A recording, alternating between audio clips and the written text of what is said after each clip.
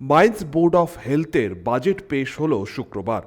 Budget পেশ অনুষ্ঠানে উপস্থিত ছিলেন পাণ্ডবেশ্বরের বিধায়ক তথা পশ্চিম বর্ধমান জেলা তৃণমূলের সভাপতি নরেন্দ্রনাথ চক্রবর্তী, আসানসোলের মহানাগরিক বিধান উপাধ্যায়, পশ্চিম বর্ধমান জেলা শাসক এস পান্নাবলম, অভিজিৎ ঘটক সহ অন্যান্যরা।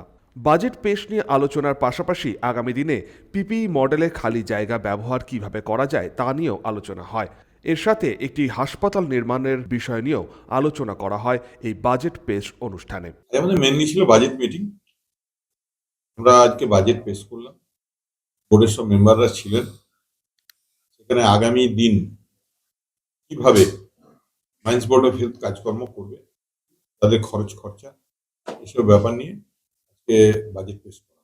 বাজেটে আমরা মূলত আমাদের যে সমস্ত জায়গাগুলো পড়ে আছে সেই জায়গাগুলোতে পিপিপি মডেলে কিভাবে কাজ করা যায়, যে কুষ্ঠ ক্লিনিক আছে, লেপ্রোসি ক্লিনিক আছে, থেকে আমরা কিভাবে আবার নতুন করে সাজিয়ে যে সমস্ত কুষ্ঠ পেশেন্ট তাদেরকে রেগুলেট করতে পারি, মূল আলোচনা ছিল।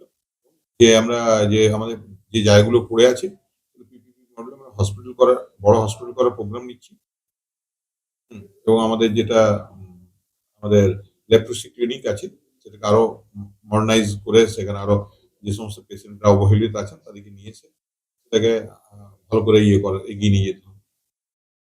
আসানসোল থেকে সঞ্জয় যাদবের রিপোর্ট, 99 নিউজ বাংলা।